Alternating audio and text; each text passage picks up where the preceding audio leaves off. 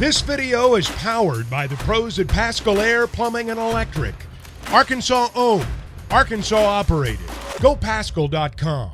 Time to talk with the king of college football talk, Bill King from Nashville Sports Radio, our friend joining us every Wednesday here. 4-day holiday. Bill, I know you had a 4-day holiday too without a radio show, and I think for people like us, sometimes we're like, what the hell am I going to do with myself? So what the hell did you do with yourself? I don't really remember. I cooked a bunch of ribs yesterday and piddled in the yard some. That was about it, guys. I don't take vacation hardly ever, so I'm not used to 4 days straight off. That was a little weird for me. Were you pleased with the ribs? And are you your own hardest critic when it comes to what you're grilling? Yeah, but everybody else, they are the critics, right? 7 kids, the wifey, everything else. But on the pellet grill that I've got, I mean, that thing probably could fly you to Hawaii. It's so fancy. So it'd be hard. The only way to screw that up is just to walk off and forget for a day. That's the only way you could mess that up. So then what is this month for you? You know, you do a show that is focused heavily on college football. You'll mix in some basketball, a little college baseball. But in the month of July, you know, you haven't had the media days yet. And I know you're not into the media days too much, but there's research to do, looking ahead for what the season will look like. You're 2 months away. I think in some cases they're 7 weeks away from games. So what does the month of July mean to you? It's no different than anything else. There's always stuff to talk about. Always. The San Diego State story with the Mountain West and all that is hilarious. We spent 20 minutes on that this morning. And there's always some news about a recruit. You got recruiting news from this past weekend. Some pretty key names making decisions across the country. And whatever else comes up. It's a highly interactive show.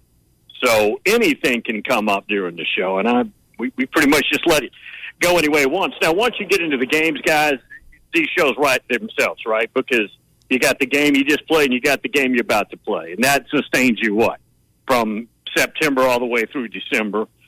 But this time of year is fun. I love the non-playing portion of the season because there's so much more latitude that we have. You brought up the thing with San Diego State. Our last segment, that's what that was about. And Matt Jones, I think, put it as perfect as possible. San Diego State is the athlete that went into the transfer portal and might not have anywhere to go. Yeah, here's the thing. The only thing about it is that's a very attractive school for the Mountain West. And I think it would be attractive for the Big 12 to jump on right now. It's a very good athletic department. It's in San Diego. You're around tons of players. And the Mountain West is playing hardball, and I don't blame them because they have leverage here. And basically they've told San Diego State, you're homeless. After this year, you're homeless. If I am Brett Yormark, I am all over this because I think you got to remember their payout due to Mountain West affiliations is about $6.5 million, which is being withheld as part of the fee, the exit fee. Big 12 pays about 40 with their new contract, probably 40 to 42 million. I think you could get them for 50 cents on the dollar. I think you could get them for 20 million a year. I'd bring them in and say, now we've now got San Diego. I would. I'd jump on that in a second. I would too, Bill. I agree with you there. What's so attractive though that made them think that they wanted to go to the? I would be staying away from the Pac-12. What is attracted them to just they want to get out of the Mountain West? Well, you got to remember the Pac-12. Even if they get a horrible media deal, it'll still be triple what they get in the Mountain West. You know, and you could say you're in the Pac-12, which is sexy, even though Southern Cal, UCLA will be gone. So wherever they go, if they had the opportunity to go, it's still going to be much better financially than where you're at.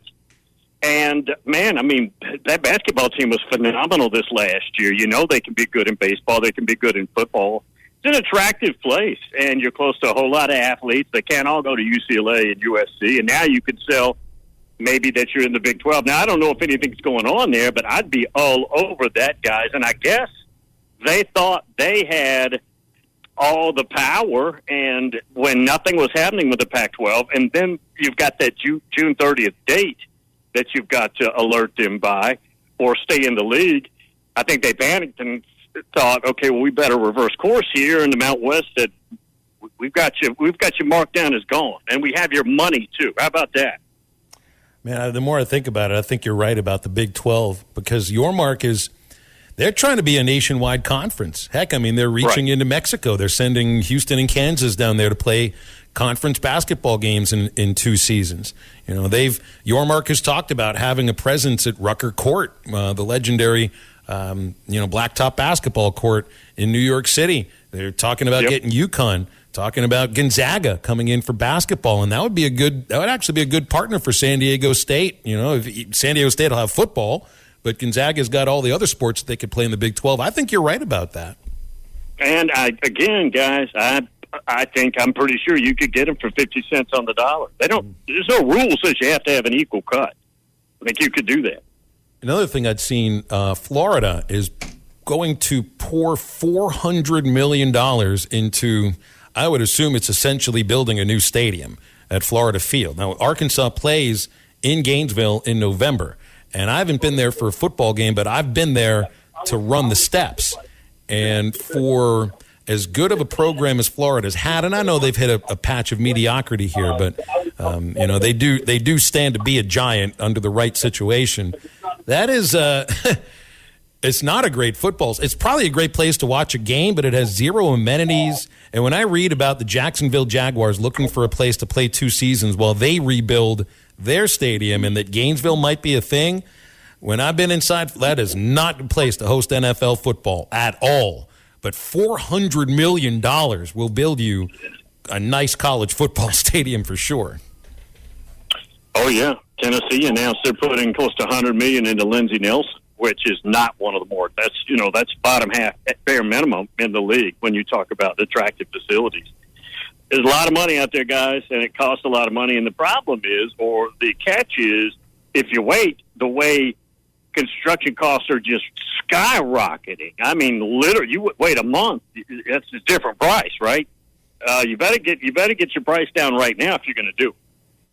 And do it while you got the donations coming in, too, that aren't going to collectives, although things have changed a little bit. Do you think, where the IRS decided or came out with the decision recently that donations to NIL collectives are not tax deductible? I mean, do you think that this puts a dent in donations to NIL collectives? Because I think there's a lot of schools where the money's going to the collectives instead of the foundations.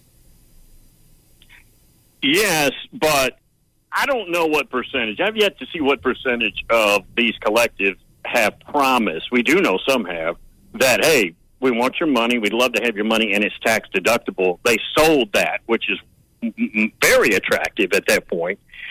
And that turns out to be a no-go by the IRS. Not everybody's doing that, but some of the collectives were. And if you did, that's a huge mistake. Now you got a problem on your hand. We just don't know the percentages. I thought it was interesting when On3 came out last week, ranking the various collectives across the country. It was like 1 through 20, guys. I don't know if you saw it, but pretty interesting. I got it. Well, who do you think? What's the school that generates the most support from a collective at the top of your? There's 5 of them. About 5 of them that stand out. Tennessee is right there. They were ranked number 1 the last 2 years on 3. It's called the Spires Group. Despite the Jaden Rashada thing, Florida has a very powerful collective. They're somewhere in the top 5. Georgia's in the top 5. Ohio State is. And I would say the other one was A&M. Yeah. A&M, I see they're 3rd on the list here. Shocking, huh? Yeah, shocking, exactly. I saw where they landed Cameron Coleman, top wide receiver recruit in the 2024 class. This has got to be the year that the recruiting rankings start to equal wins for A&M. Right. But, I mean, they've got assuming they've got the right offensive coordinator to work with Jimbo Fisher.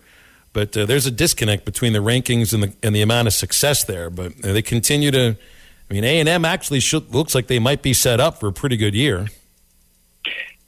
And, man, just loaded guys with dudes on the D-line. I mean, loaded with NFL dudes. And you're right. I mean, this should be – I'm not saying you need to win the West, but you need to show that you are a very significant threat, bare minimum. I would think. I got them going last to first. I would not be surprised if A&M, they were 2-6 last year in the SEC West. I mean, would not be surprised if they go 6-2 and win a share of the West. Are we still doing the West and the East this next year? This is the last year. The last year. Got 1 year left, man.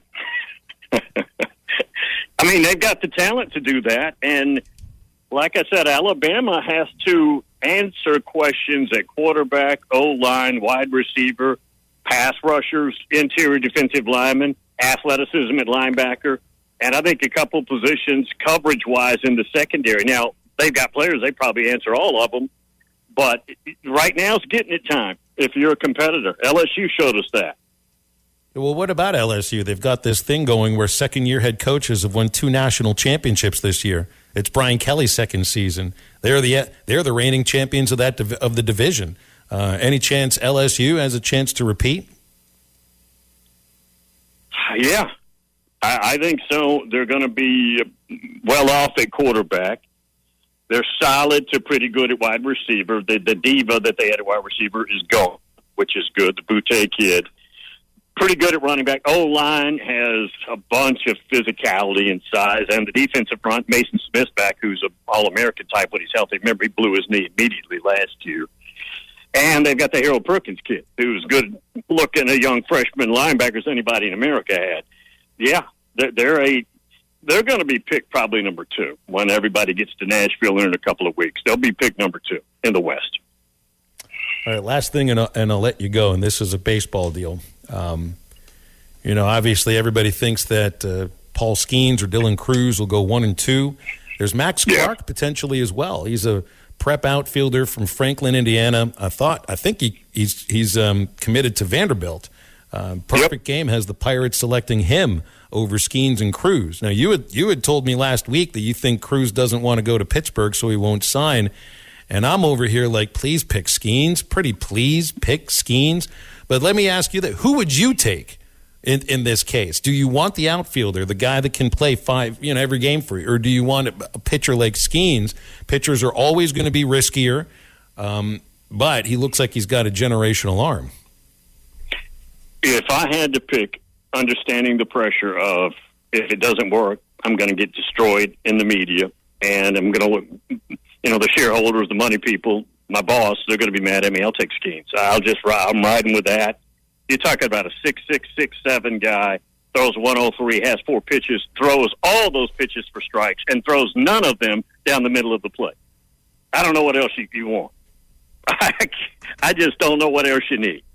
I'm right there with you, man. That's the guy that I want Pittsburgh to draft. Oh, heck yeah. Heck yeah. They'll find a way to screw it up. BetOnline is your #1 source for all your betting needs. Get the latest odds, lines, and matchup reports for baseball, boxing, golf, and more. BetOnline continues to be the fastest and easiest way to place your wagers, including live betting and your favorite casino and card games available to play right from your phone. Head to the website or use your mobile device to sign up today and get in on the action. Remember to use our promo code BELIEVE. That's BLEAV for your 50% welcome bonus on your first deposit. Bet online, where the game starts.